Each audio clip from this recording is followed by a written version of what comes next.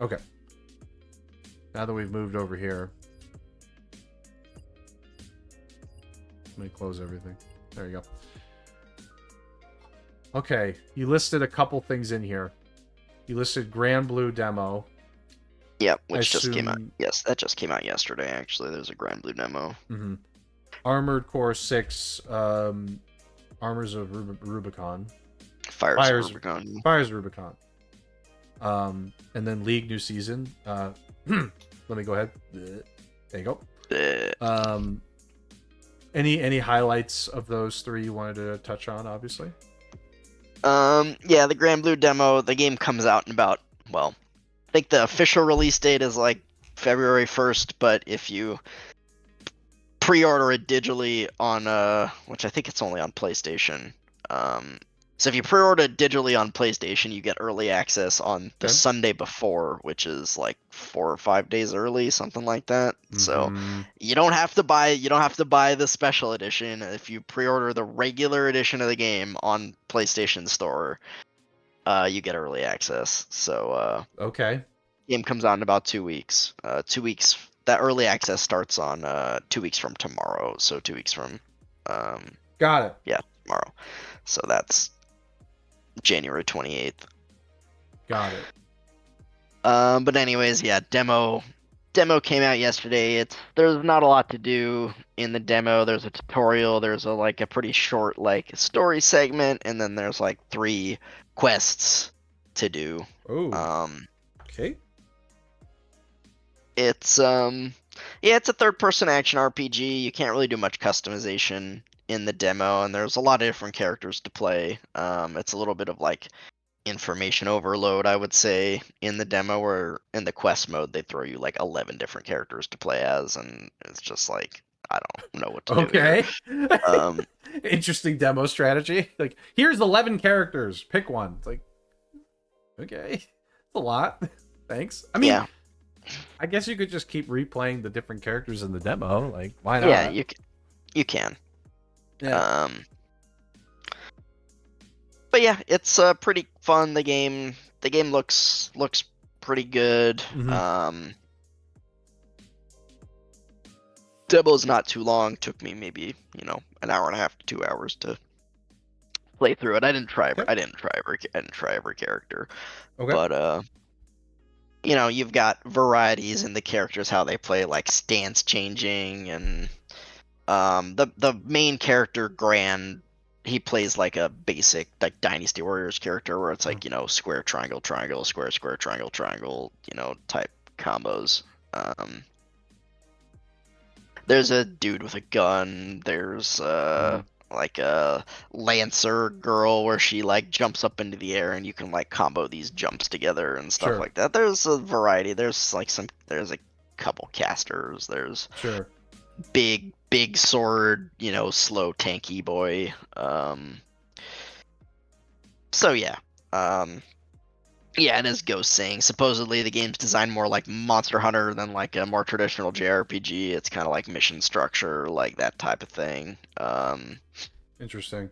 But yeah, it's pretty fun. The demo was not incredible in my opinion. It didn't kill my hype for the game, but it also didn't be oh man, I gotta play this right now. It didn't blow you out of the water. Yeah. It didn't blow me out of the water. Yeah, it was fine. It's kind of what I expected. The game's pretty fun to play. Giving us access to 11 different characters at they're all level 10 or something like that, and but you couldn't do much. There were some things you could customize, but some of the customization was also still locked. So okay, I feel that'll feel better in the main game where you kind of unlock them gradually and get a feel for them. But yeah, it's pretty fun. You can download and play the demo. Check it out for yourself. Okay. But yeah, that's about all I have to say about that one. And then Armored Core 6. Armored Core 6. Dark Souls. Yeah. I just started it last night. I've only played a few missions, so I don't have much to say about it. It's a mech game go burr. It's a mech game. Yeah. It's a mech game. It's pretty cool. The games the controls are pretty nice. Good. You know, you got your machine guns, you got your missiles, you got your bazookas, you got your laser swords, you know, blah blah blah. Um, Not much to say on first inspection. It's pretty fun to play, but again, I've only played a few missions. And, Got it. Yeah. Not too far in. Got it. Yeah.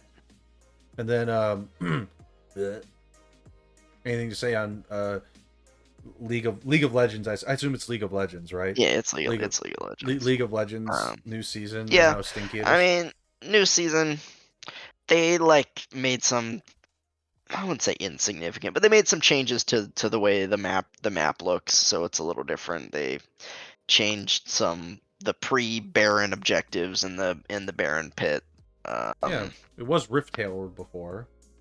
Yeah, Rift Herald still exists, but that spawns at 14 minutes. Before that, that's a new thing called Void Grubs, which are like these mini things. When you kill them, you get like a stacking buff that gives you damage to it gives you like dot damage to towers when you hit or structures when you hit structures. Oh, I see. Okay. So you're incentive. It's still a siege. It's still a siege tool. It's still a siege tool. Still a siege tool, but Rift Herald obviously it's a little bit different from big ol' what do they call Rift Herald? Shelly. That's it. Shelly. Yeah. Rift Herald still exists, but spawns at 14 minutes, and there's only one of them. And you can ride here Rift Herald now and control it to charge it into towers. Yeah, that makes it much better, because before it could be kind of like, I don't know, it obviously took a little bit of like careful. Okay, you summon it here in this situation, but if you can ride it, you have a little bit more agency to be like, okay, I don't want to get stopped at all. I just want to ram it in and then leave. Yeah. So, and they made a lot of big item changes. Like mage items got like completely reworked. Oh. There you go. I won't go into the details on that because I don't know them, and B, that would take way too long. Yeah, I mean, it's just like League every year when there's that new full yearly season. I mean, they make changes. There are changes to the game that do add. I don't know what the best word is. Well, it adds a little bit of extra complexity. Maybe there's like a new map objective, or the objective changes, like with dragons. Dragons changed. There are like different types of dragons who get different buffs, and so League does do a good job of being like, hey, we added something new to the map. It doesn't fundamentally change the way you play, but it adds something new and interesting that you want. Maybe you want to fight for this dragon as opposed to this one. There's three different barons now, by the way, that like the terrain around the pit changes a little bit based on which one spawns. Sure. There's one that's just like the standard one. There's one where there's like one wall in front of it, and then there's one where there's like this tunnel kind of thing going on with the wall. Yeah, it's and I'm sure the different barons provide maybe a different buff or something like that. No, they all provide the same buff. It just changes the terrain and like the abilities, like when you're fighting Baron. I see. Okay, so it's just like how a different fight. It's just like a slightly different fight. You may want to like think about how you position for each fight differently based on what walls and things are available. Okay, again, not like a major overhaul change, but changes the way you play. Every game becomes more unique. And then let's see, red and blue buff. After Baron spawns, red and blue buff become global to your whole team if you're not dead. Oh, that's good. So yeah, you have an incentive to take it for just your whole team in general. Yeah. Okay. Got it. Interesting. Yeah. Again, and in my games, I haven't run into anyone toxic yet, so that's nice. That's shocking to me. Yeah. These are regular games. Yeah, normal draft. I'm not playing ranked. Obviously, I'm not playing ranked. Wow. That's surprising. Yeah, actually, I had a support who was actually really nice. Like, that's really surprising. She, that we were fighting, and she, I don't know if it was a he or she, but they were playing Seraphine, who's a female champ, so I'm gonna say she. Okay. And she took one. We got a double kill, but she took one over. She's like, "Oh, sorry, I took that." I was like, "Okay, no worries. Like, it's fine. I don't care." That's really surprising. That's really surprising. All my League experiences have been negative. I know. Yeah, I just remember like when you played, you just got flamed constantly. I was just It was look, I'm horrible. not good. I wasn't like I didn't pretend to be good at League, but it's like you go into a game and like you're just playing a regular game of League, and it's just like the first thing people are telling you is like, are you like are Kill you yourself. mentally like Are you ill? mentally Do disabled? you have like a Like, mental yeah. disability? And you're like, Yeah. bro, like you're probably 15. You're not this tough real life. This is like the only time you're tough. Why are you being tough right now? Just calm down. Next game. It's just like league players in particular, they have this mentality of they think they're tougher than they actually are. So they'll like talk so much shit. And you're just like, buddy, what's going on here? You okay? Why are you talking this much? Why are you telling people do they have mental disabilities? Like what are you doing? So yeah, that's why I just don't play League. It's like it's too much bad taste in my mouth. Why do that when I could do anything else? There's like you're like want to play League, or I could do anything else. I can do literally anything else is better than this. And that's where I've gotten to. I'm like, what's better than League? And I landed on pretty much everything. Actually, has been better than League so far. That is, of course, not just like outwardly negative. Like stubbing your toe. It's like, oh yeah, maybe stubbing your toe is better than League. Never mind. Stepping on a Lego is better than League. I mean, it's just like. So yeah, I don't want to go back to it. Even with like, HOTS isn't always toxic, but sometimes it is. And even with HOTS, it's just annoying. It's like, guys, this game is dead. Why are you being toxic? It's like this is a dead game. What's better than League? Waiting in queue for what's better than League? Waiting at the DMV. Maybe that's better. I don't know. Yeah, I mean, like, look, if you're having good games, I'm happy. Actually, like, maybe the community's turning around in certain parts of the game. I'm sure ranked. I'm sure there's still plenty of toxic people. I'm sure ranked sucks at certain levels where people are like, I'm really good. You're silver. You're not good. Yeah. You're silver. I can almost guarantee you're not that good. And, like, man, the elo that I'm playing at, which I'm not playing ranked, so I don't know, but I'm sure it's very low. It's like iron or bronze probably. Whatever.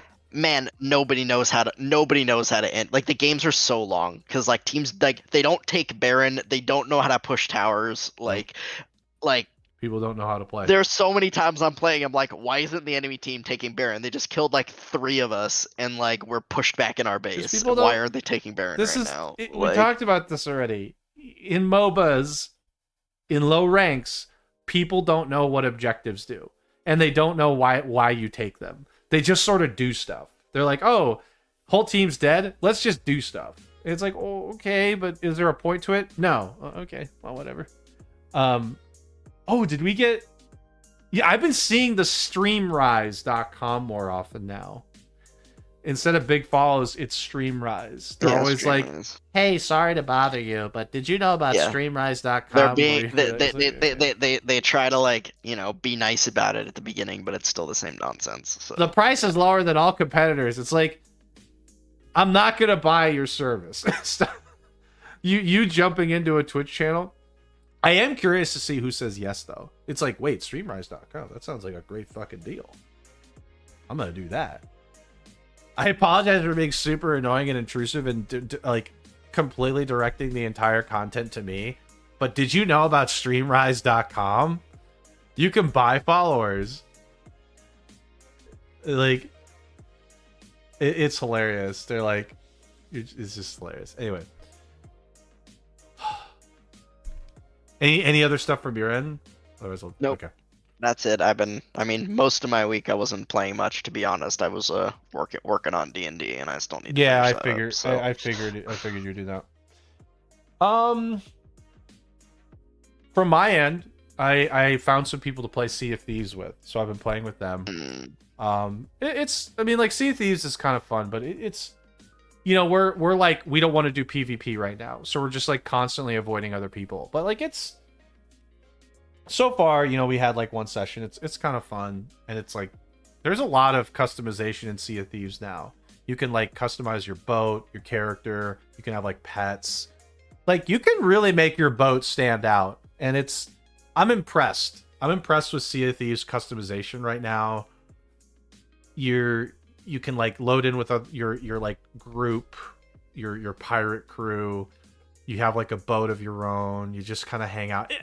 It's a good time. I will say it's a good time. I have a complaint though.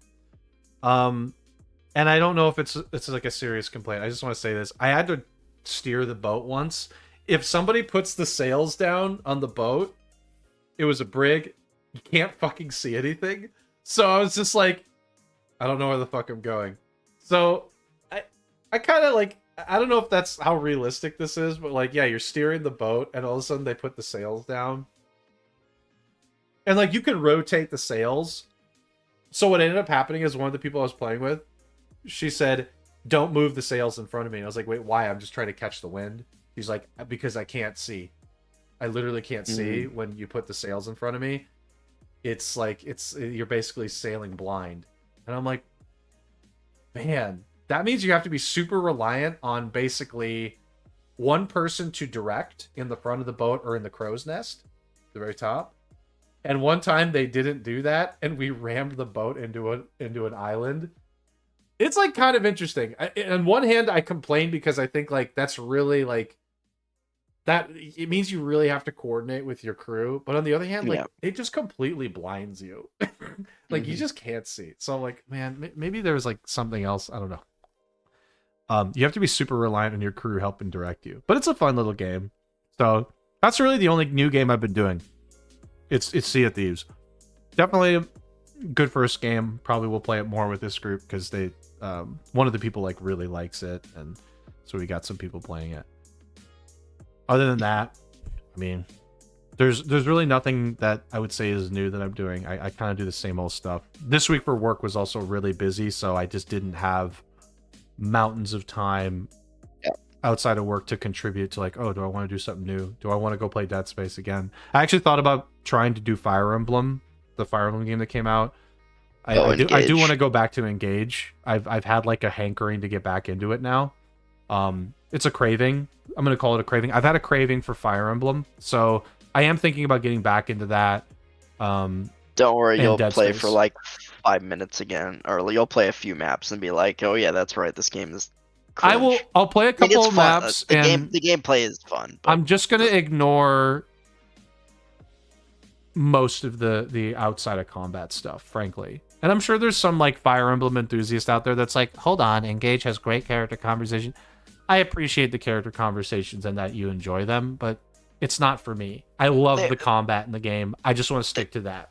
There are definitely people who really like Engage, but I feel like the general consensus in the community is that, again, we talked about this, when the game came out. Right. Gameplay good, story bad. Yeah, like, so I just want to, I just like landed on, I kind of miss playing Fire Emblem Engage. I loved the combat, the gameplay part.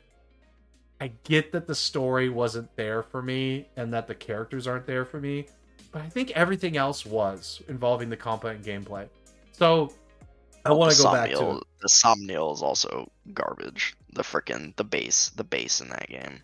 Oh yeah. Push-ups. You ready to do push-ups again?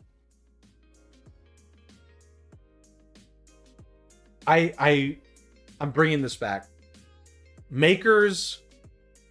Oh God, I'm gonna generalize. I apologize. Japanese game developers. Mini games are not the whole world. You don't have to have them all the time. You don't have to have them. Many of these games, many of them, you keep putting mini games in. Put them in sparingly. Put them in sparingly. I don't want to play a mini game all the fucking time.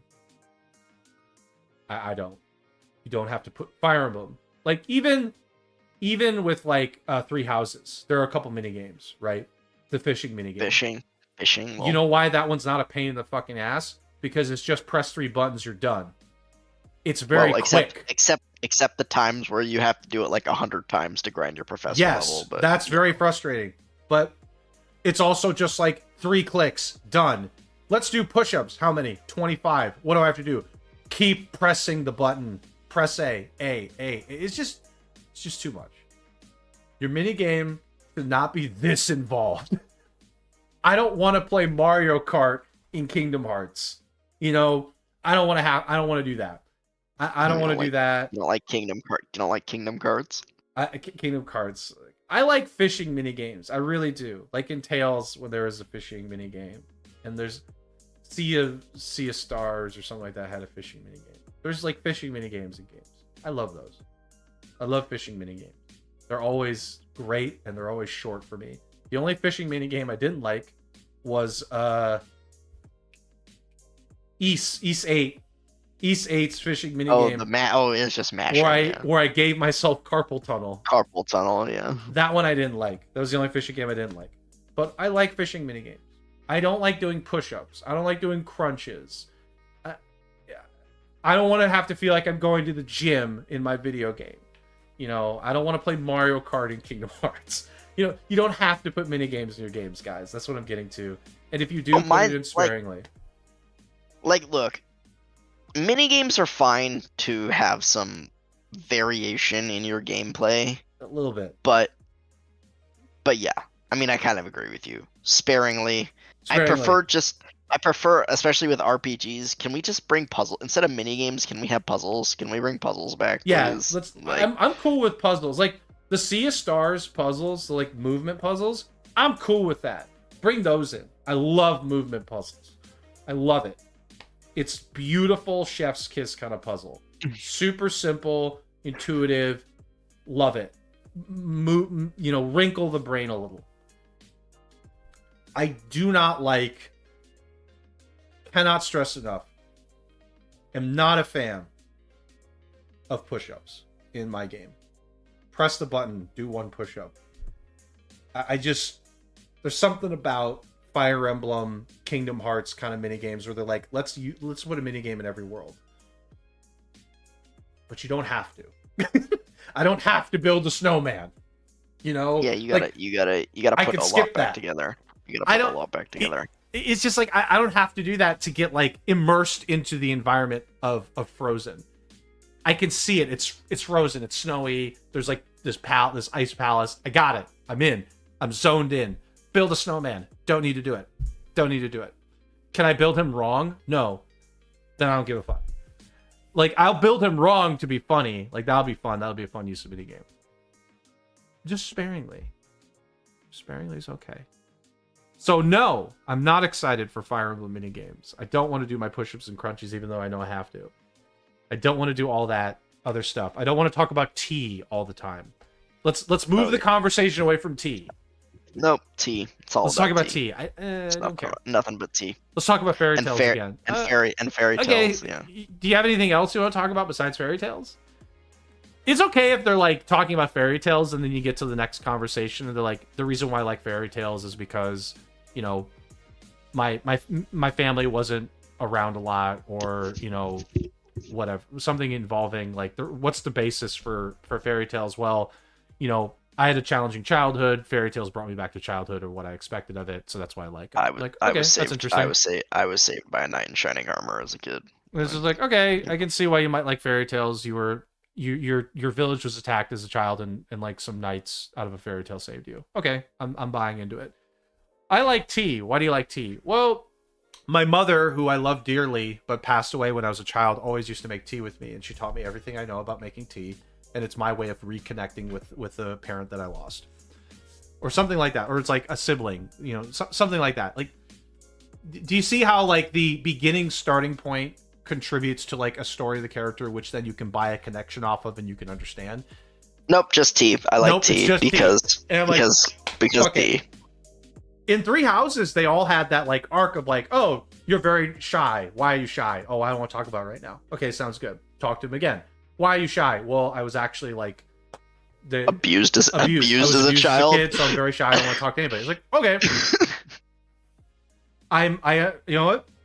I see where you're coming from. I'm really sorry. I didn't know that. I hope that I can be someone you can trust. And then you build that trust with them in the third conversation, and then it all opens up. You all like, you grow. You both grow. Like you learn, okay, maybe I shouldn't have had this like preconception going in of why they're shy. Maybe they're just weird. They're not just weird. Something happened to them and they're traumatized from it. And you need to be there to be like that point of trust. And they want to trust you and put their faith in you. So like you kind of open them up a little bit. That's a character story. What isn't a character story is I like tea. Okay, well, set next conversation. Let's have tea again. Okay, why do you like tea though? Oh no, it just tastes good. Oh, okay. Anything else you want to contribute to that? No. Because I'm a princess and princesses like tea. I'm a princess and princesses like tea. You know, like, yeah. Do I have to talk to you again? Yeah. If you want to get my support A. Are we going to talk about something else? We're going to talk about tea again. Damn it. But this is why Three Houses was so much better. Is like they actually like every support CBA, you learned about the character and you understood like kind of why they were there. In Engage is kind of like you like fairy tales. Your sweat is so shiny. Alir, let me lick. I want to lick your sweat. I want to lick your sweat. Okay, Fram. Can you leave now? What the fuck? I want to lick your sweat. I want to smell your hair. Please don't. You don't have to. I want to get your scent. You don't have to though. What's character conversation A? I want to cut your hair off and make a doll from it. And I'm out. And I don't want to talk to you anymore. So it's like, yeah, I mean, Engage just really missed out on that. But I like the gameplay, so I do want to go back to it. I've thought about it, and I'm like, okay, maybe I should play Engage. Like, I do miss playing it. I was really like cringe, obviously, but it was really fun, and like Dead Space, really miss Dead Space. So once I get some, like we were in the holiday, and I felt like I got a nice reprieve. Once I get another one of those reprieves, I'll be able to really focus in. But this week was horrible with work, so I was like, but yeah. Anyway.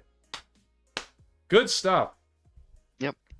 A character interested. It begins and ends with T. That's actually it. Like that's what was frustrating. So, okay.